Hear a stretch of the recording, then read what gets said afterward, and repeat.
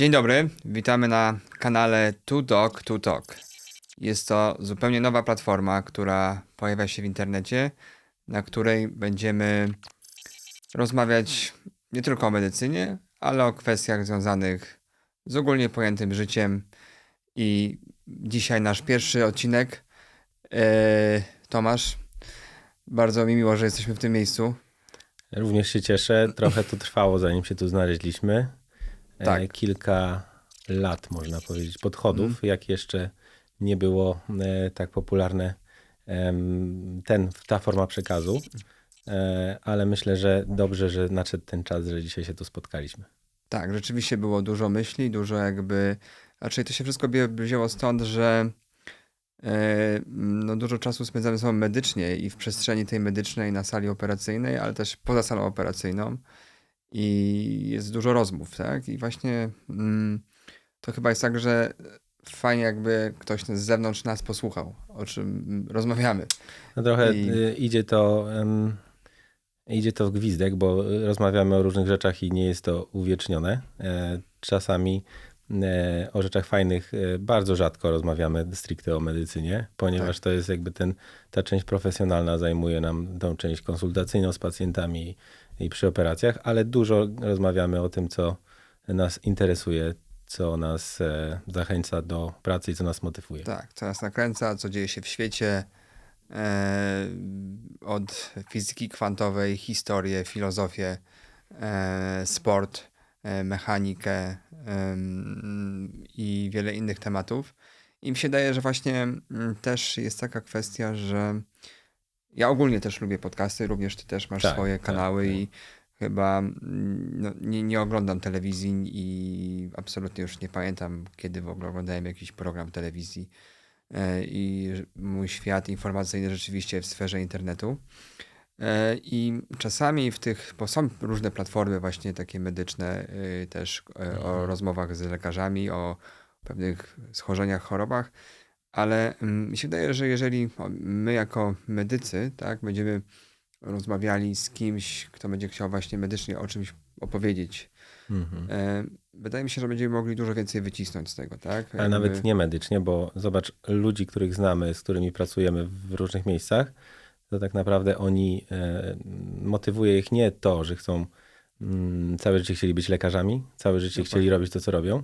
To trochę jest w wielu przypadkach tak po prostu wyszło. Ale motywuje ich co innego, na przykład, tak jak sam powiedziałeś, sport.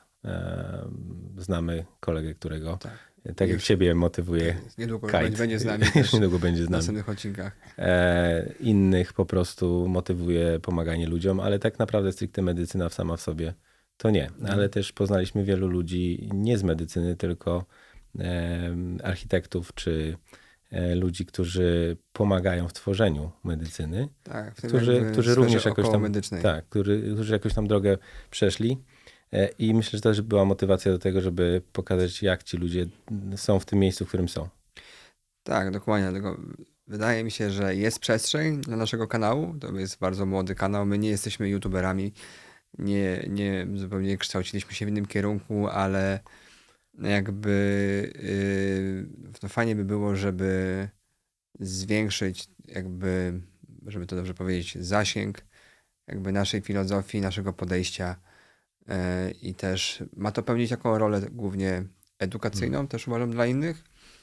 Takiego właśnie oderwania, żeby spojrzeć na te kwestie nawet medyczne od takiej troszeczkę ludzkiej strony, tak? Właśnie gdzie możemy w luźnej konwersacji, rozmowie, bez żadnej spinki, po prostu porozmawiać o czymś i być prawdziwym, tak? Nie mamy żadnej maski, nie ma żadnego jakiegoś takiego nacisku, że to jest jakaś akademicka rozmowa. No nie, troszeczkę też nie chcemy tego bagatelizować, tak? To nie jest konferencja medyczna, ale właśnie, żeby rozmawiać o różnych rzeczach też i o pewnych kwestiach zdrowotnych, o tym, jak żyć zdrowiej, lepiej, jak dbać o siebie i żeby to jakby też to była większa dostępność do tego, tak? Ponieważ dzisiaj jest no, ten chaos informacyjny bardzo duży i trzeba to jakoś przefiltrować.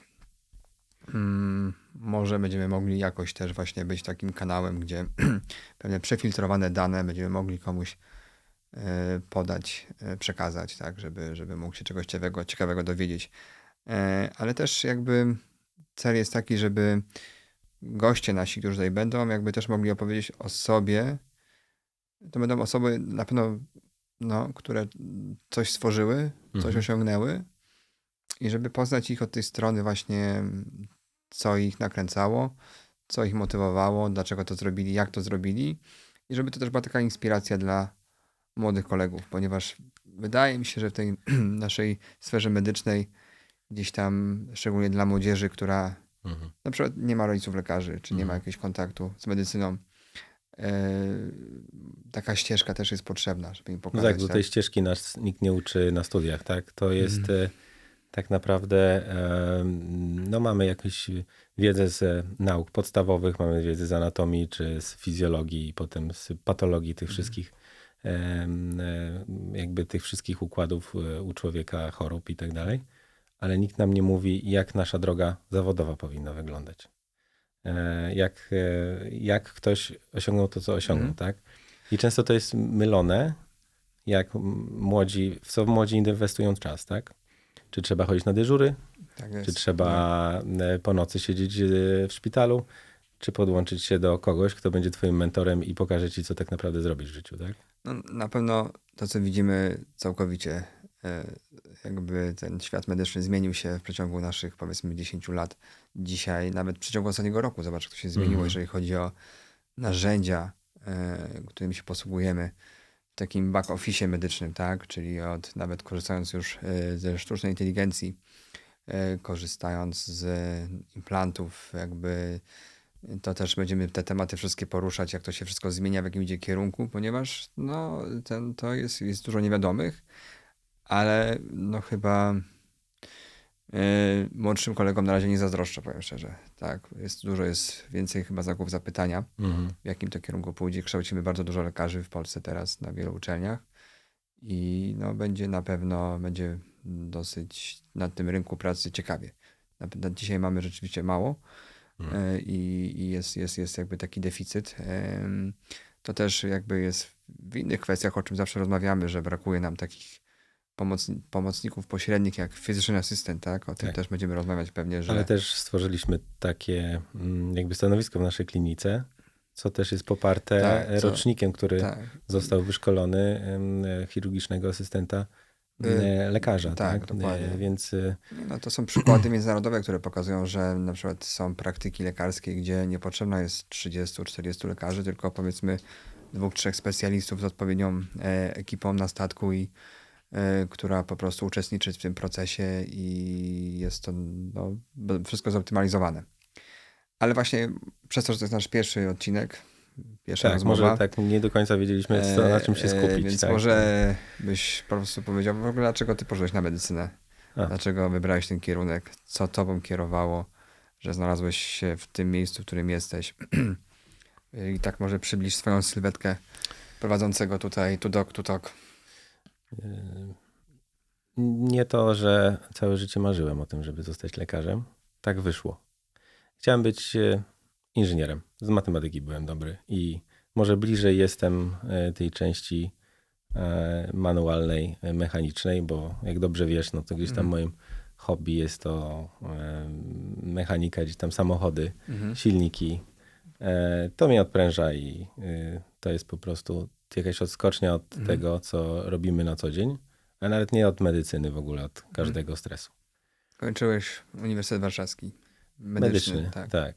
No, to był trochę taki pomysł może rodzinny, ponieważ zostałem jakoś tak w tą medycynę wciśnięty poprzez to, że mój tata trochę chorował i pewna pani doktor, pewna pani profesor pomogła mu bardzo.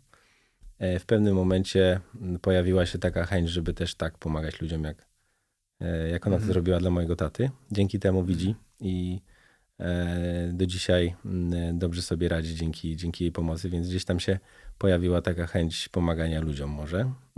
I jakoś tak wyszło, że ten Warszawski Uniwersytet Medyczny, wtedy jeszcze Akademia Medyczna w Warszawie, więc zacząłem uczelnię, skończyłem inną, bo zmieniła się nazwa. Tak. ale jakoś tak poszło z myśli o studiach technicznych do studiów lekarskich. Ale I aplikowałeś tylko na medycynę, czy jeszcze na inne kierunki aplikowałeś Tylko. wtedy? Tylko. na tylko. medycynę. Jak może to tak Mhm. nie było komu poprowadzić gdzieś tam Bo gościa Czy z u małej ciebie w miejscowości. rodzinie ktoś jest w ogóle ze świata medycznego? Nie. Tylko ty nie. jesteś pierwszym pokoleniem Tak. medycznym Nikt nie był i tak jakby to była niewiadoma. No, też ja pochodzę z małej miejscowości, okolic Sierpca. Moja rodzinna miejscowość to Jonne. No, tam mieszkało Pozdrawiamy 60 całą osób. Jonnę oczywiście. Pozdrawiamy. Tak jest. Może ktoś obejrzy kiedyś. Tak jest. Internet jest. Internet. Od 95 roku już mieliśmy wtedy Dokładnie. komputer. Ale no jakby nie było jak pokierować, więc gdzieś matura i złożyłem to na studia. No i kwalifikacja jakoś się udało. No dobra, no ale to czemu w ogóle ortopedia? Jest tyle kierunków.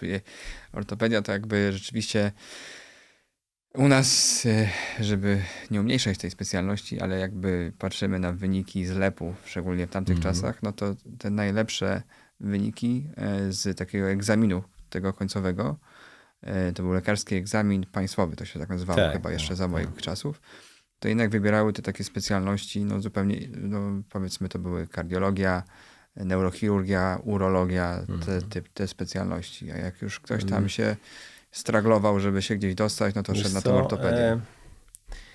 Trochę znowu przypadkiem zostałem lekarzem. Nie chciałem, ale gdzieś tam przypadek to sprawił.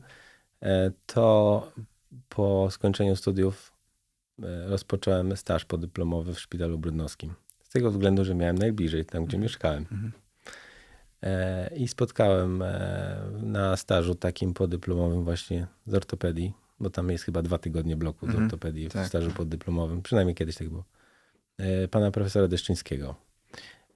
No i jakoś tak od słowa do słowa i pan profesor powiedział, żeby się nie martwić o swoją przyszłość finansową, tylko robić to, co Tak, to jest to, co co zawsze jakby profesor co nas kręci. to, co nam daje przyjemność i wtedy no, to nam jakoś się zwróci. Może to nie było tymi słowami, ale żeby najpierw szło nasze zadowolenie z pracy, bo wtedy nawet jednego dnia nie spędzimy w pracy, tylko po prostu będziemy się dobrze bawić. To mi się strasznie spodobało. Wcześniej chciałem być transplantologiem i No właśnie, całe miałeś studia. swoją przygodę Tak, transplantologiczną, całe stąd studia. Chodziłem gdzieś tam do koła naukowego. twoja biegłość chirurgiczna też jakby to na pewno bardzo pomogło, bo do czego zmierzam? No nie ma nic w przypadku, tak? Jakby ta pokazuje twoją ścieżkę, bo jesteś wyjątkowym chirurgiem, osobą i żeby ktoś właśnie zobaczył, że to nie była tak, to wszystko jest, wiele musiało czynników zadziałać, tak? W tym, żeby znaleźć się w tym miejscu. Trochę przypadku, ale też dużo... Wszystko po coś jest w życiu. Tak jest. Tak jak nie ma co, jak coś się wydarzy, to trzeba to zaakceptować i po coś to się zdarzyło, więc może nie to, że straciłem dużo czasu chodząc na koło transplantacyjne tutaj warszawskie przy ulicy Nowogrodzkiej, ale no, to dało coś, zawsze jakieś doświadczenie w mikrochirurgii, jakby takim obyciu na bloku. Finalnie nie zostałem chirurgiem, ani nie zostałem transplantologiem. Ale jakąś tylko nerkę ortopedą. przeszczepiłeś. No kilka. To znaczy pomagałem oczywiście, Tak, byłem studentem tak, wtedy, tak. ale no też ciężka robota. Dzisiaj byś przeszczepił nerkę? Jakby przyszło do Tak. czego? Tak, myślę, znaczy ja wiem, że to brzmi i ktoś będzie oglądał i to będzie trudne, bo no, Będzie, że ortopeda łamie masz kości. prawo wykonania zawodu, więc to Tak. wiesz, bez specjalizacji chirurgicznej możesz to Znaczy teoretycznie w sercu zrobić. jest tam więcej hydrauliki, Tak, trochę trzeba tak. więcej podłączać Podłączać. tym naczyń. Za tym się nie brał, ale nerkę tak. możemy zrobić. Tak. Z chirurgiem, z kardiochirurgiem jest tak, że mamy kolegów, akurat sala obok, którzy Tak, zawsze tak. pracują, nasi kardiochirurdzy, których też pozdrawiamy gorąco. Więc zawsze możemy poprosić ich o pomoc. Jakby nam nie szło z tym sercem. Tak, nie? dokładnie, jakbyśmy mieli problem z sercem, ale przynajmniej zespolimy klatkę piersiową. Nie ma To problemu, później nie byłby problem, tak. I co, i te transplanty, ale... No, transplanty, mega specjalizacja bardzo trudna, ciężka i bardzo taka wymagająca od chirurga ze względów dyżurowych i ze względów dyspozycyjności, Tak, dokładnie. pobrania w nocy na telefon, potem przeszczepienia na telefon, więc to ma swoje minusy, ma też plusy. Jest to uważana za bardzo prestiżową specjalizację, jakby ta część transplantacyjna chirurgii, bo trochę się teraz chirurgia podzieliła. Tak. na ogólną naczyniówkę, transplantację i tak dalej. Ale jest to wymagające. Tak jak mówię, tutaj duży wpływ miał mój staż w szpitalu brudnowskim i to, jak poznałem, jak tam się pracowało i to mi się spodobało, dlatego to mnie skłoniło do zostania ortopedą. No tak, też- i to jakby to potwierdza na przykład, żeby mi się wydaje, że właśnie nawet w drodze zawodowej, czy żeby nie od razu się po prostu zawężać do jednej rzeczy, tak? Tak. Tak samo jakby z punktu widzenia neurobiologii, tak? Na przykład z sportu jest, nie, żeby jeżeli mamy dziecko, no to Szeroko jak pojęte. chcemy, żeby było tenisistą, to nie możemy cały czas, żeby grał tylko w tenisa już od 2 roku życia, tak? Neurobiologicznie no musi mieć szeroką ławę umiejętności, tak? Musi i robić tenis i powiedzmy golf, czy koszykówkę, czy piłkę nożną, no bo to wszystko chodzi o usieciowanie neuronalne w mózgu, tak? Im więcej tak, tych połączeń między prawą i lewą komorą, półkulą, przepraszam, i te spoidło przednie, no, i pianino musi grać na przykład, czy na jakimś innym instrumencie. Tak samo jest, uważam, że w tych takich specjalnościach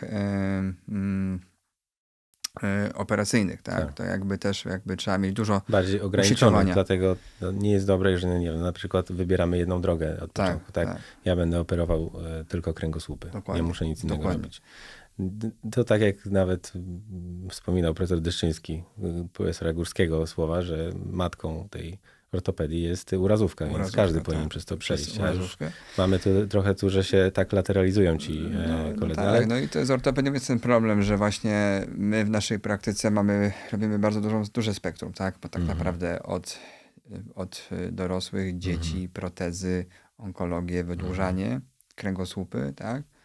I ja uważam, że z każdej tej dziedziny, z każdego z tej specjalności możesz wykorzystać pewne rzeczy Tak. w protezach. Tak. Na przykład pewne techniki nawet z aplikacji śrub w kręgosłupie, czy wydłużaniu kończyn. Tak samo robisz to w protezie kolana czy biodra. tak. I to jakby... I w drugą stronę. I Jeżeli powiem masz... ci, że ja sobie nie zdawałem z tego sprawy. Tak. Że Ale to... masz drugą stronę. Jeżeli robimy operacje urazowe, których robimy teraz mniej, bo leczymy deformacje, to znowu te techniki z deformacji przydają się w urazówce. Tak. Drugą stronę, więc No, dobrze jest szeroko pójść. Przykład wczorajszej operacji, Tak. gdzie mieliśmy pacjentkę z złamaniem urazem wielonarządowym, przywieziona z innego ośrodka, tak, 2 złamania uda i podudzia. I no, jakbym miał tą wiedzę na etapie rezydentury, czy po prostu chirurgii urazowej, to kompletnie byśmy No, inaczej... mówisz o wiedzy z deformity, tak? Z deformity, tak. Mówię o tej wiedzy z tej formacji i wydłużeń, tak? Dlatego to szerokie podejście jest lepsze niż, niż tutaj takie jakby zawężanie się do jednej, że ja robię tylko protezy. No tak. Tak. Ale to tak, teraz Ale to trochę odeszliśmy od tematu. topic totalny. Tak, totalny, ale to będziemy na pewno zgłębiać, będziemy to poruszać właśnie, bo mi się wydaje, że to są dobre informacje dla tych, którzy nas oglądają, żeby nie patrzeć tak tylko po prostu przez ten mikroskop i rozkładać to wszystko na czynniki mniejsze, tylko właśnie trzeba iść trochę szerzej. Tak. To jest oczywiście, to jest opinia 2 osób, słuchajcie, więc wiadomo, że tutaj to, co mówimy, to nie musi być prawdą, ale przynajmniej jeżeli z tego skorzystacie, możecie to poddać pod krytykę. Jak najbardziej jest to, po to jest ten kanał, po to jest to, że my wychodzimy na zewnątrz z tym, wiemy, że poddajemy się tej krytyce, bo będzie ta krytyka, to zawsze jest. Ale co jest ciekawe, ja jestem ciekawy bardzo, myślę, że dowiemy się, jakie na to spojrzenie mają inni, No właśnie, też jestem tego ciekawy. inni chirurdzy albo Tak. nie chirurdzy, operatorzy, nie operatorzy, inne specjalności, albo nawet ludzie niezwiązani z medycyną, jak to widzą, bo my widzimy to, ale to może być zaburzone. Nie, no właśnie dlatego chcieliśmy zawsze wyjść z tego, tak, żeby podzielić się tym wszystkim troszeczkę z takim zewnętrznym światem, tak. O tym się nie mówi na studiach, o tym się nie mówi na rezydenturze.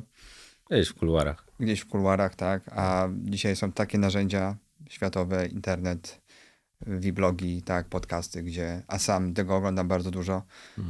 No, nie wiem, czy to jest wstyd, czy nie, ale chyba cała większość takiej wiedzy o świecie, o historii, o starożytnych cywilizacjach po filozofię już jest tak z rozmów takich podcastowych, z kanałów podcastowych. I to pokazuje, jak to się rozwija po prostu. Oczywiście książki, to są bardzo ważne książki, ale wydaje mi się, że książkę, przy tym, że my dużo pracujemy, tak? Przychodzę do domu, jest 19:20 i nawet otworzę tą książkę i ja przez pół godziny ją przeczytam i ja po prostu padam, po prostu ona już, a jak posłucham podcast, to tak jakby mi się daje, żebym przeczytał jedną książkę, tak? Jakby to przyspiesza Ale przyswajanie wiedzy. nie tylko jedną, bo tam masz dużo więcej tej wiedzy, ale nieraz dyskutujemy je. Tak, Obejrzysz jakiś podcast sobie do poduszki dokładnie. tak zwany. No dokładnie, tak. No i coś tam masz jakieś info zawsze I z rana. zawsze I coś, można, tak. tak, na przykład profesora Dragana o fizyce kwantowej. To jest bardzo No najlepsze tak, są to podcasty. takie do snu. Tak, i telefony potem o 11 w nocy. Tak, no, z rozkminką. Rozkminką o fizyce kwantowej. Tak jest. Ale no ja powiedziałem o sobie, ale twoja droga też była wyboista do Moja medycyny. droga była też wyboista. Absolutnie też nie brałem pod uwagę medycyny. To jest... Jakby też nie miałem wyjścia, no bo jakby całe moje środowisko rodzinne to są sami medycy głównie, tak? Moi rodzice. To jest drugi koniec, Tak, koniec tutaj. dopłynie przelewarowanie w drugą stronę. Tak, umiejętników u ciebie dużo. Mój starszy brat nie wybrał tej drogi, więc gdzieś miałem rzeczywiście taki pressure, miałem ciśnienie, żeby wybrać kierunek medyczny. A to, że tak jak ani za bardzo nie wiedziałem, czy to jest IT, czy są matematyka, też właśnie fizyka. Jakoś nie byłem tym wszystkim trochę może zagubiony i stwierdziłem, że niech będzie ta medycyna. No ale później już włączyła się konsekwencja, tak? Jak już wybierasz to, no to musisz iść konsekwentnie. Ale to też nie było absolutnie to tak, że to było moje jakieś marzenie. A teraz jakby włączyła się taka odpowiedzialność, tak? Że już jakby wybrałem ten kierunek i To trzeba to robić dobrze. Trzeba to robić dobrze i trzeba to robić obiektywnie, tak? I to jest dla mnie jakby to, co mnie napędza cały czas, to, żeby nie iść na skróty nigdy na pewno i żeby nie oczekiwać nagród, czy jakichś tytułów, czy po prostu tylko robić to dobrze i uczciwie i jakby być fair, w zgodzie z samym sobą, tak? Zadowolony jesteś, że ortopedię wybrałeś? To wybrali za mnie trochę ortopedię, tak samo. I jestem zadowolony to, że rzeczywiście uważam, że znaleźliśmy miejsce, gdzie możemy, nie idziemy na skróty, jakby rzeczywiście dajemy usługi, które są, czyli jakbyśmy pojechali gdzieś do innych krajów rozwiniętych, po prostu nie ma żadnych po prostu takich barier,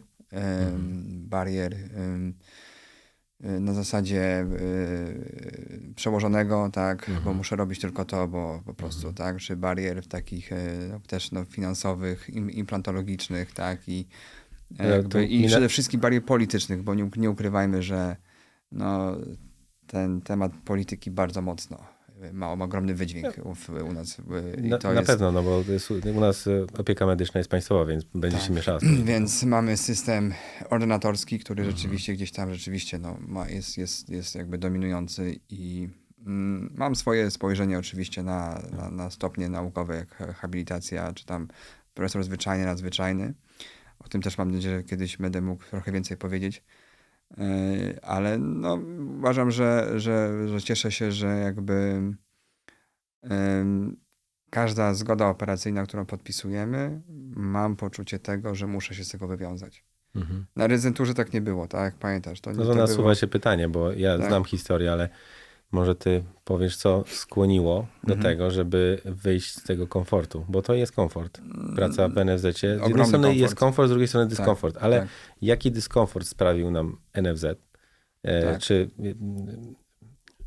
bo są plusy i są przeciwności, którymi musimy się tam mierzyć. Ale co sprawiło, żeby wyjść w dyskomfort, który sprawił, że zmieniliśmy miejsce zamieszkania na ponad rok, na obcy kraj, że trzeba było coś szukać, żeby zrobić z sobą coś na inny poziom, troszeczkę się wynieść, żeby wyjść z tego miejsca, w którym byliśmy, bo jakiś dyskomfort musiał nam sprawiać to miejsce, tak? Tak, jeszcze, to jak najbardziej, jakby to tak patrzę wstecz, jak mi się zastanawiam się, to jest głównie to, że brak możliwości realizacji siebie. Jakby nie możesz być do końca z sobą i robić tego, co chcesz. Tak mi się wydaje, tak. Tak jakby Ograniczenia to są nakładane. ograniczenia i po prostu wchodzi ta polityka, wchodzi to, że są jakieś, musisz ciągle udowadniać kogoś, kim nie chcesz być. Mhm. Ja pamiętam, jak zadzwoniłeś pewnym razem, byłem na dyżurze i powiedziałeś, albo otwieramy warsztat samochodowy, Tak albo jest. jedziemy do Stanów Tak, i albo coś i rzucamy zmienimy. medycynę. I rzucamy medycynę, Tak, dokładnie. albo jedziemy do Stanów i Tak. zobaczymy, jak to działa. Mhm. Nauczymy się czegoś, może zostaniemy tam, może wrócimy. Tak, tak było. No. Dokładnie tak. No Mnie nie musiałeś namawiać. To było szybko, gorzej z naszymi żonami, bo one też Tak. pojechały i I to tak. dla nich to też było trudna decyzja. Jak skok w hiperprzestrzeń po prostu. Myślę, Nie że wiadomo tak. dokąd i gdzie i jak wylądujesz. I samo to, że gdzieś tam oczywiście były te przygotowania wcześniej, ale nagle przed wejściem na pokład samolotu, który ten lot miał trwać tam powiedzmy te 9-10 godzin, dostajesz wiadomość, że mieszkanie, które właśnie opłaciłeś na 6 miesięcy zostało anulowane, ponieważ Wspólnota się nie wspólnota mieszkaniowa nie zgodziła się na to, żeby dwie rodziny Polskie, niespokrewnione krwią mieszkały pod jednym dachem. Mhm. To są właśnie te paradoksy też Stanów Zjednoczonych, tak, i Ameryki. I ten nasz pobyt tam, też to, że właśnie jakby my to przeszliśmy na własnej skórze, gdzie no nie wszystko było kolorowe, tak? Jakby auto, jakby oszukali nas na jednym aucie, na ubezpieczeniu, na mieszkaniu, tak? To jeżeli my osoby też mamy problemy takie egzystencjonalne, to pomyśl sobie jak pacjenci, którzy tam jadą i rodziny, które są w zupełnie innych emocjach i innych sytuacji życiowej. I często z innymi umiejętnościami, bo Tak. jednak Więc- pojechaliśmy tam we dwójkę z wsparciem wzajemnym, a często jedzie tam sama mama z dzieckiem. Dokładnie, więc to też była taka motywacja, żeby ten ośrodek tutaj w Polsce, czy to no, po prostu otworzyć, żeby nie było takiej konieczności, żeby tam wyjeżdżać i rozdzielać rodzinę i żeby po prostu wszyscy mogli być, żeby kontynuować szkołę, nie powtarzać klasy, bo po prostu nie było mnie, tak? I jakby po tych 8 latach rzeczywiście no, udało się stworzyć pewne jakby podwaliny tego. Oczywiście nie jest to, nie działa to idealnie z różnych przyczyn. Przyczyn politycznych cały czas, gdzie jakby no, środowisko różnie to ocenia, z przyczyn też ekonomicznych, finansowych, gdzie cały czas nie ma tego finansowania, które powinno być, ponieważ wszyscy płacimy podatki. Tak? A wiele razy rozmawiamy o tym, że co jest dla nas największą trudnością u nas w instytucie. No to chyba to, że czujemy się z tym nie do końca fair, że pacjent nie ma finansowania. Dokładnie. No to tego jest leczenia u nas. no to jest dla mnie niezrozumiałe, tak? Jakby poczyniliśmy bardzo wiele starań, rozmów, ale no nie ma jakby, nikt nie chce jakby podnieść tego tematu dalej, a nie wiem, no, to może trzeba zapisać do partii. I politycznie zacząć działać. Może to, że jesteśmy zamknięci w tej sali operacyjnej i myślimy tylko o pacjencie, o tej operacji, żeby dowieść tą zgodę operacyjną, i żeby, a nie mamy czasu na politykę, na nagrody, na te wszystkie inne rzeczy, no to może przez to tracimy No, to, ale- że nie możemy się przebić przez to. żeby No tylko tak, ktoś nas jak zauważył. powiedziałeś jeszcze wcześniej, to motywacją dla ciebie była polityka, żeby w niej nie siedzieć. No tak, dokładnie. Więc jak najbardziej. tylko to z drugiej strony myślę, że to, co robimy teraz właśnie w tej chwili, jest jakimś krokiem do tego, żeby Tak jest. dla tak myślę. naszych pacjentów to, co żeśmy wnieśli do medycyny, to, co stworzyliśmy w PEI, żeby troszeczkę uwiarygodnić i Mi się wydaje, że pokazać. też poprosimy nieraz, żeby też tutaj usiedli z nami, jakby powiedzieli o tej drodze, Tak, którą przeszli. Też myślę, że to jest okej. myślę, że to fajne, ale dlatego to nie skupiamy się tylko na lekarzach i Tak jest, medycynie. tak. Oczywiście nasz kanał jest Beyond Medicine, więc chcemy też, żeby z różnych przestrzeni osobami rozmawiać To się trochę- i mieć jakby Żeby się kontakt, mieszało to, tak. żeby się mieszało, ale no, chcemy wokalizować i werbalizować to, co nam siedzi w głowie.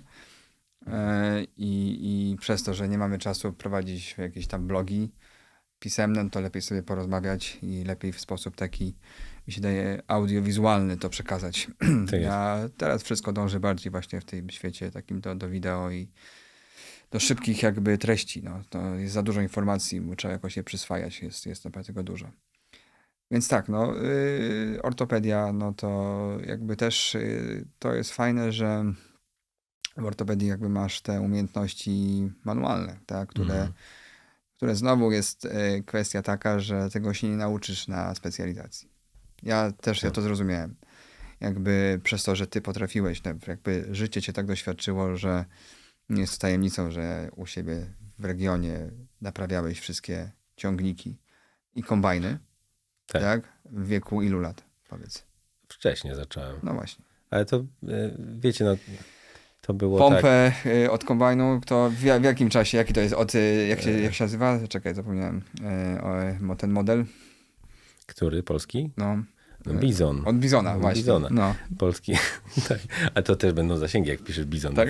Całe rolnictwo będzie oglądać. Tak jest. Od Proszę Państwa, tutaj jakby ktoś miał problem z Bizonem, przyjedziemy z doktorem Tomaszem i wszystko zrobimy. Nie ma problemu. Pompę w Na Leylandzie. sterylnie. Pompę w Leylandzie turbo w 30 minut z odpaleniem. Także tak jest, dokładnie. Ale no tak, ale to inne było środowisko i inaczej dzieci się wychowywało na wsi kiedyś, bo tak naprawdę, ja trochę się śmieję, może to zabrzmi niepoważnie, ale to rodzice sobie robili pracowników. Jak miał dwóch synów, no to tak. kurczę, no to tak naprawdę bardzo duża pomoc była w gospodarstwie, jeżeli dwóch chłopaków miał, nawet dziewczyny jak były, tak samo. Więc to już zależy od uwarunkowań, jakby tutaj kto lubił robić czy nie. No jedni musieli robić, ale inni lubili i też robili. Więc pomagali rodzicom, więc każdy coś tam wnosił. No ale powiedz mi, czy praca jako ortopedy na sali operacyjnej i aplikacja aparatu zewnętrznego, czy po prostu zespolenia złamania, czy ona się czymś różni od pracy w warsztacie samochodowym, czy po prostu naprawy, wymiany rozrządu Praca w warsztacie samochodowym jest dużo trudniejsza. Tak. No, dokładnie.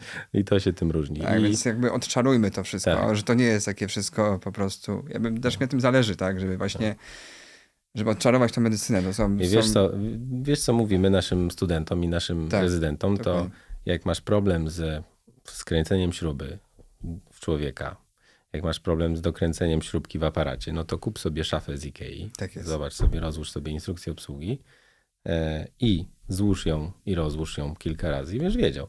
Dla chętnych, level expert, kup sobie silnik stary, rozłóż go i złóż. I to jest lepsze ćwiczenie niż konferencja z softbone'ami w Londynie sponsorowana przez jakąkolwiek firmę. Bo tam się tak naprawdę, to no co, dotkniesz wiertarkę i dwie śrubki przykręcisz. Tu musisz naprawdę sobie poradzić z tym od początku do końca, tak? Więc tu dużo daje tego manualnego, tej manualnej części, czyli taka mechanika. To jest najlepsze. Do tego szycie i tak dalej, no to jest wszystko ta koordynacja oko-ręka. Można sobie grać na pianinie na przykład, to co powiedziałeś, żeby szeroko pójść i ćwiczyć tę swoją korę ruchową, ale no dużo jest technik, ale nie sama operatywa zrobi z ciebie dobrego chirurga. Ja bym powiedział co innego i tutaj najważniejsze jest nie już zoperować, tylko pójść z planem odpowiednim i odpowiednio przykwalifikować tego pacjenta. Dokładnie. I to też może właśnie dla słuchaczy naszych, żeby też, że nawet myślą o tym, że chciały mieć swoje pociechy na medycynie, to żeby nie zapominać o tych kwestiach manualnych, tak? Czemu mają nie zrobić praktyk jako 14-latek w szkole stolarskiej, tak? Czy po prostu w warsztacie samochodowym, tak? Ja moich chłopaków na pewno, nie wiem, czy oni wybiorą medycynę, mam nadzieję, że chyba nie, ale na pewno będę ich wysyłał na takie typu praktyki, tak? Na przykład do serwisu rowerowego, tak? Czyli po prostu, żeby, albo ja ich tego nauczę jako ojciec, tak? A jeżeli nie mam takich zdolności, to żeby ktoś im to pokazał, tak? Żebyśmy nie zatracili się w tym świecie takim stricte AI, bo oczywiście będą roboty i za 5 lat już pewnie będziemy mieli co drugi dom będzie miał swojego robota, albo za 10, tak się ogólnie Musk ostatnio mówił w wywiadzie, że to tego nie unikniemy przed tym, tak? Te roboty będą i ta robotyzacja i tak jak dzisiaj każdy ma telefon, tak każdy będzie miał swojego robota, tak? I ten robot będzie wykonywał te czynności dnia codziennego. Ale jeżeli damy jakby naszym dzieciom tego skilla takiego, żeby one manualnie rzeczywiście nie były zależne od tego robota, żeby miały coś same zrobić, to będzie bardziej warte chyba niż nawet jakiś degree naukowy, tak, czy coś po prostu. No tak, bo to jest tego działanie w zakresie teorii, a tutaj musimy skupić się na praktyce. No jakby nie było, medycyna jest rzemiosłem i musimy po pierwsze dotknąć się do pacjenta, zbadać, co też jest problem. Tak. Bo mamy już tyle teraz instrumentalnych, fajnych narzędzi, jak rezonans, jak tomografia, jak wszystkie badania krwi, jak, nie wiem, tak w naszej praktyce analiza ruchu na przykład, czyli po prostu to są badania instrumentalne, ale to są badania dodatkowe. I często zapomina się o tym badaniu pacjenta. No, leczymy badania, tak. Leczymy badania. Leczymy rezonans, Tak. leczymy rentgen. Ile razy to powtarzam, że... Off-topików walimy tutaj. Tak, to jest cały czas. No ale to jest, dzisiaj to jest taki cel tego chyba pierwszego naszego tutaj jakby kanału, żeby poruszyć, jakby włożyć kij w mrowisko i potrząsnąć tym, że takie będą Na czym w ogóle będziemy pokazać szli. filozofię tego, jakby pokazać nas, tak, co my chcemy przekazać, co chcemy uwiarygodnić sobą i naszym doświadczeniem, które zdobyliśmy przez, powiedzmy, 20 lat pracy zawodowej, takiej naukowej i studenckiej. I albo ktoś to wykorzysta do jakiegoś swojego warsztatu i kogoś może nawet pobudzimy do tego, żeby, albo właśnie, żeby słuchaj, no, Zweryfikował swoje zweryfikował, postępowanie. tak, że może robi to dobrze, bo mimo to, że ja byłem z rodziny lekarskiej i jakby, ale też jakby, no, miałem w ogóle, uważam, że w medycynie bardzo dużo negatywnych przykładów.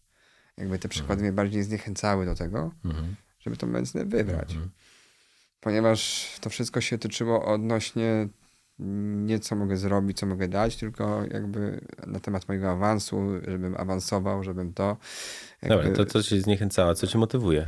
Co mnie motywuje, to jest zawsze zadowolenie pacjenta.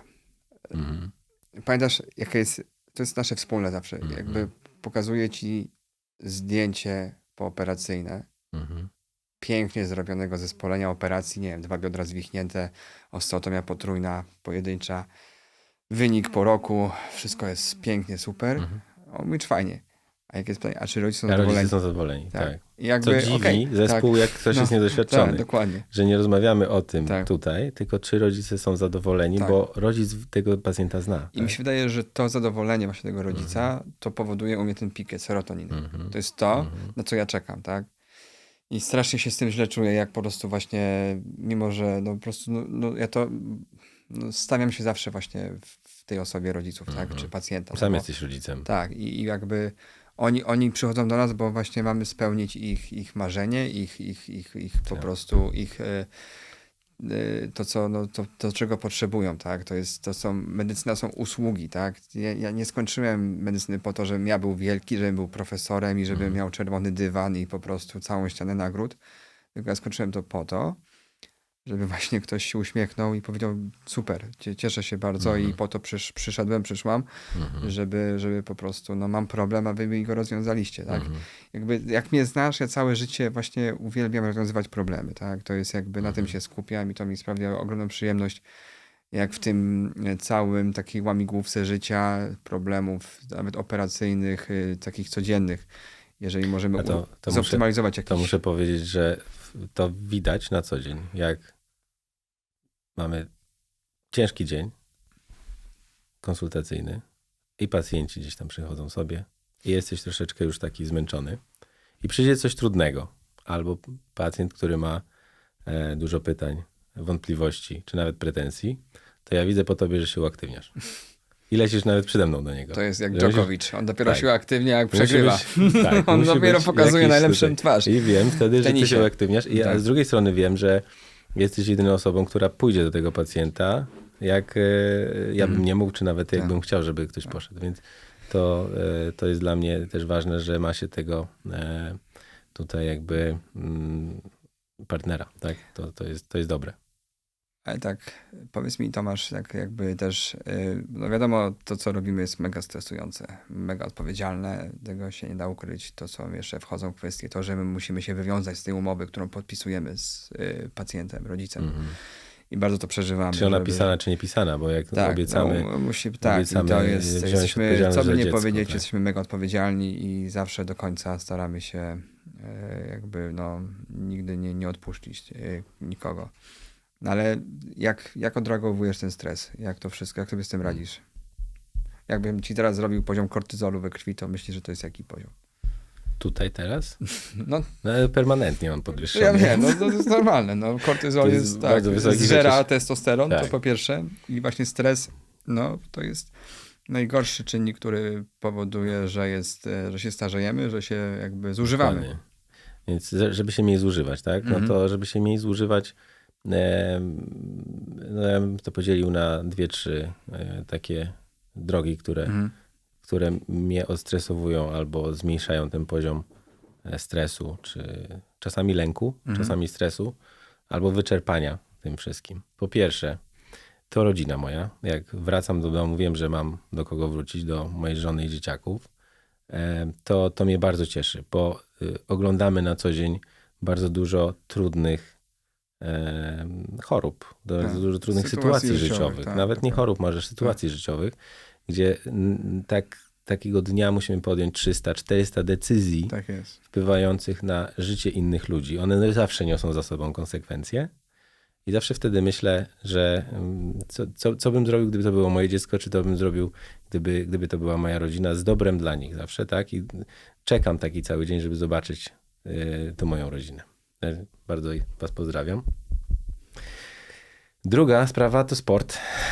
Wiem, że ty też masz swoje zajawki sportowe, to może przybliżysz zaraz, ale ja lubię sporty siłowe. Trochę cardio, ale sporty siłowe. Staram się ćwiczyć 2-3 razy w tygodniu i to trzyma mnie przy życiu, można powiedzieć, takim fizycznym zdrowiu. No bo operacje są ciężkie. Tam trzeba troszkę techniki, ale trzeba trochę też siły fizycznej. Trzeba stać przy tym stole.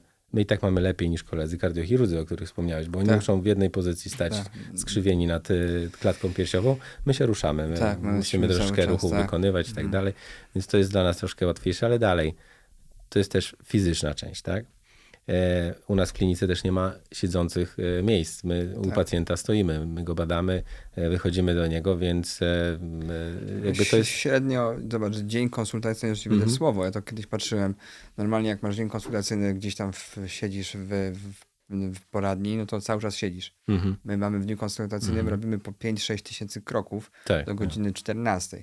No, czasami... Przez to, że nie ma miejsc siedzących, tak? Tak, ale to też skraca dystans do rodziny, do pacjenta. Tak.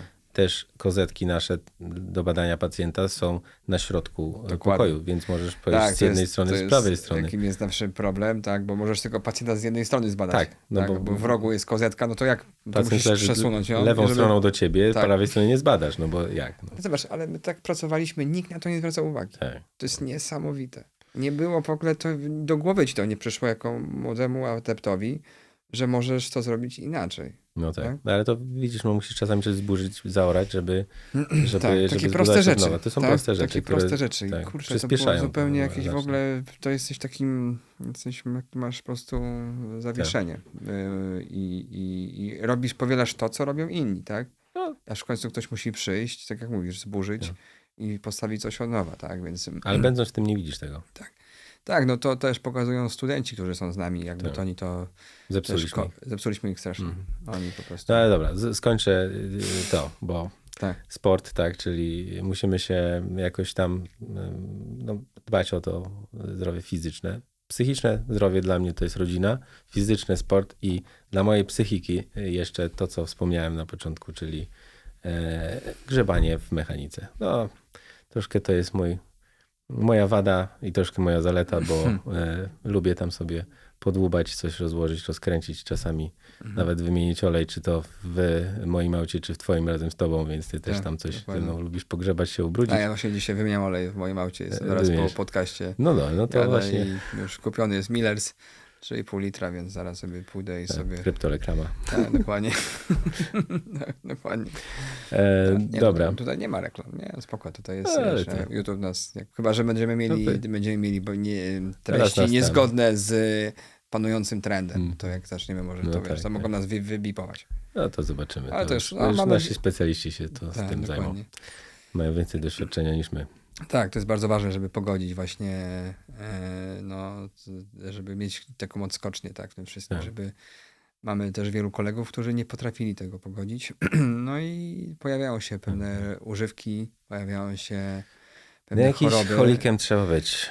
Tak, dokładnie. Więc, trzeba być. No może to źle zabrzmiało, ale to jest w coś, trzeba uciec. Tak? Czy uciekamy w sport, czy uciekamy. To ważne, żeby to nie szkodziło innym. Pojawia się wypalenie zawodowe. Tak? To jest duży problem dzisiaj wśród lekarzy, wypalenie zawodowe, ponieważ to, co się dzieje i są tutaj dwie strony, które jakby, no i trzeba zrozumieć i jakby z sektor zdrowia, jak i pacjentów, tak? Więc jakby te frustracje są. No to wymaga dużej zmiany systemowej oczywiście, ale też mi się wydaje, że dużej zmiany wśród nas też lekarzy, tak? Powinniśmy po prostu... Ale to właśnie kontynuując to, powiedziałem, że zepsuliśmy naszych studentów. Jak myślisz, w jaki sposób ich zepsuliśmy? Znaczy, wiesz co, mam nadzieję, że to pokaże im, że lekarz powinien, tak jakby też ta moja droga była taka, że ja byłem w różnych miejscach też, pracowałem, byłem w Niemczech, byłem w Stanach, we Francji na stażu, w Austrii kończyłem rok, w Innsbrucku byłem przez cały rok na uniwersytecie i też poznałem, więc miałem taką trochę turystykę medyczną i jedna rzecz, która wszędzie była zgodna, że jeden lekarz pracował w jednym szpitalu, a druga rzecz, że pracował albo prywatnie, albo państwowo. I stąd podwaliny też takie naszego miejsca pracy, że ktokolwiek z nami chce pracować, musi po prostu powiedzieć, że albo będę pracował tylko tutaj i koniec. Będę dbał o mój warsztat pracy, o moich pacjentów i będę się tutaj realizował i będę podnosił standardy nie tylko swoje, ale całej grupy, w którą pracuję. Tak? Czyli będę chciał, żeby doktor Tomasz miał lepiej, żeby doktor Michał miał lepiej, ale to jest gra zespołowa. Jesteśmy zespołem. Zgadzam się z tobą i tylko chciałem coś dodać. My obydwaj pracowaliśmy okrakiem. I tu, i tu. Tak. I wiemy, to nie działa. I ja wiem, i ty też wiesz, że to nie działa. To jest kwestia wyboru. Tak. To nie jest tak, że musimy tak robić, tylko to jest kwestia wyboru. Ale ryzyko pracy w sektorze prywatnym, jeszcze robiąc deformacje, zakażenia, trudne przypadki, komplikacje, jest bardzo duży. To nie jest to, że fajnie jest, bo my jesteśmy tutaj. My to wybraliśmy z całym ryzykiem. Tak jest, z całym bagażem konsekwencji tej decyzji. Ale właśnie i to mi pokazało, że ja nie mogę pracować dzisiaj w jednym mieście, później w drugim mieście, w innej przychodni, ponieważ ja już tracę jakby poczucie gdzie i kogo i kim się zajmuję, tak?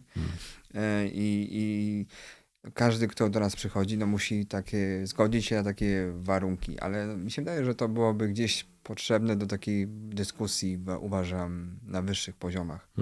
Czy to nie powinno być gdzieś wprowadzone?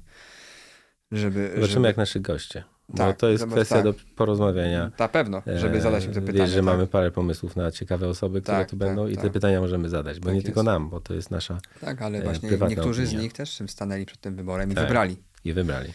Więc zobaczymy, jak nasi goście będą tutaj się czuli w naszym towarzystwie. Mam nadzieję, że będziemy albo we dwójkę, albo pojedynczo. To jakoś tam sobie pewnie ustalimy format.